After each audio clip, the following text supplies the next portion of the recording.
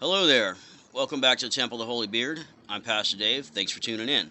This video is another entry from the Encyclopedia of Misused and Misunderstood Words.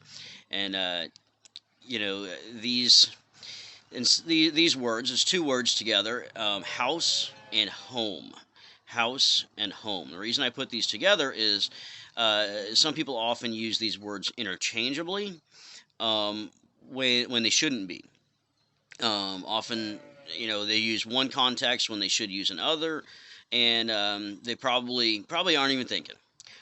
You probably just get in the habit of saying, I'm going to go home. That's my home, whatnot, and you relate house to home as though the same words mean the same thing, and that's not the case. And using the words interchangeably in the wrong context can be misleading to people. And in some cases, it could even be considered offensive to some people. Um, so not that you need to be too worried about people's feelings, but it's good to know how to use these words in the right context, so that you just seem more intelligent and not less intelligent by using them wrong.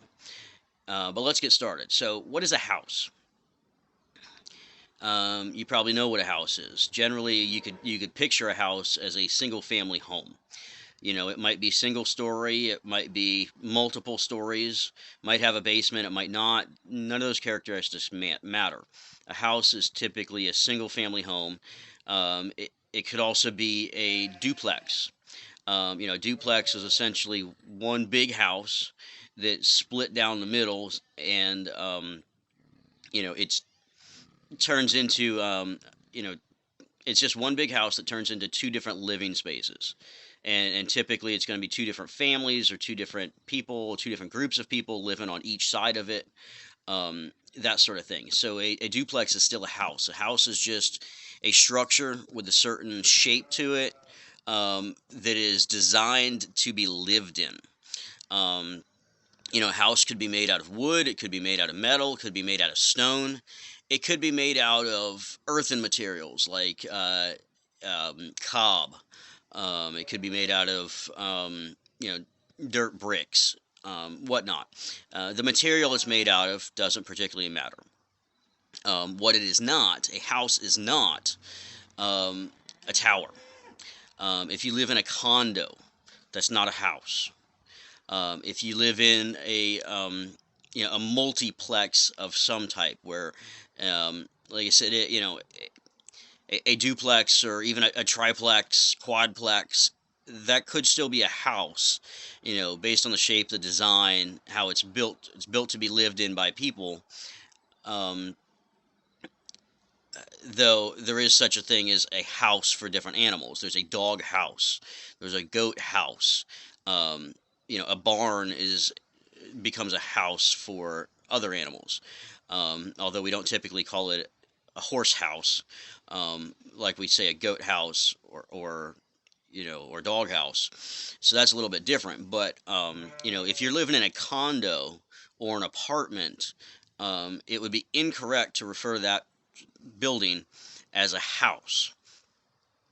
So a house, like I said, if you picture a single family home, that design, whatever it's made out of, is a house. It's a place that you live in, somebody lives in. Whereas a home is different. A home, the word home, does not denote the type of structure, the design, shape, color, or size. A home is more so a feeling related to that place that you live. So, for example, you could live in a multiplex or an apartment or a condo, and that's where you are comfortable, that's where you live, and you feel as though you belong there. Um, that feeling of belonging and being a part of the place and the people is what makes a home. Again, whether it's a house or houseboat, or a place, you could call this area your home because you feel comfortable and you feel like you belong there. So if you rent a house to stay in for a period of time, it would be inaccurate to call it home, unless you're there for a long period of time and you do develop that connection. Home is about having a connection with the place. It's not. It's not a particular place. It's not a particular people. It's not a particular type of structure. Home is related to the place that you connect with, the place and the people. And so, if you connect with a group of people, you could all pick up and move somewhere else, and the new place is still a home because that's where you live and you feel like you belong there. Even if you're in, you know, I don't know, a migratory group of people and you're constantly on the move, if being with that group of people makes you feel like you belong, then that group of people could be considered your family. And even if they're not blood related, they could be considered. You could feel at home by being with that group of people wherever you happen to be. So whether you live, again, whether, maybe you're in the military and you're on a boat somewhere, or you're in a tent somewhere, or in a temporary town, it doesn't really matter. If you feel as though you belong and you're connected, you could call that, that place, that group of people, your home. Um, Even if it's not a house, that apartment that you're renting, if you feel connected to it, you could call that your home, even though it's not a house structure.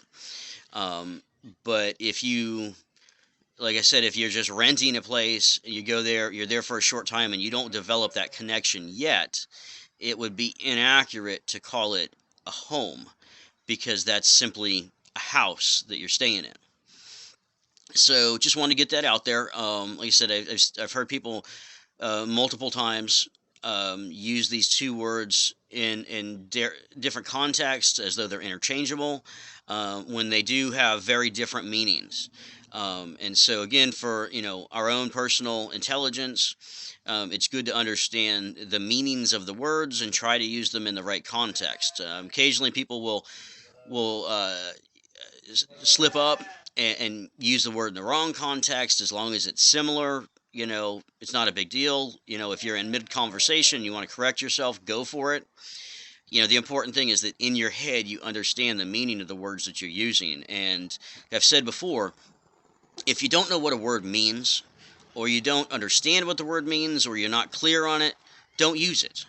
You can be completely intelligent with using small common words. You don't have to use big words. And to be honest, it sounds pretty silly when somebody's having a conversation and mid-sentence they start throwing in some huge words that nobody uses. Especially when it's not accurate. They're using a word in a way that it doesn't actually mean, which just goes to make you look bad. Makes you look less intelligent to use words in the wrong context. So, anyway, the Encyclopedia of Misused and Misunderstood Words is all about making a list of words that people use incorrectly or don't fully understand, or in some cases, people are trying to change the meaning of the word to mean something that's not historically correct.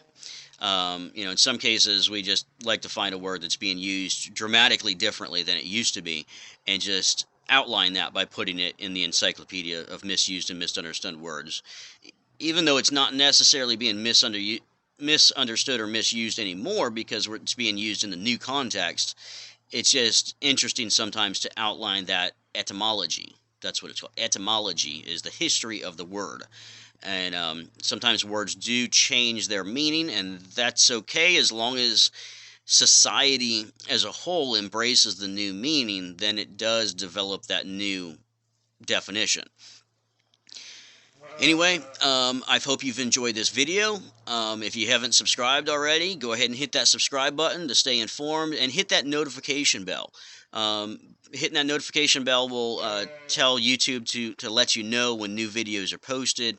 You can personalize. It'll try to go by ones that it thinks you enjoy, or you shift that bell to all, and it should let you know when all new videos are posted.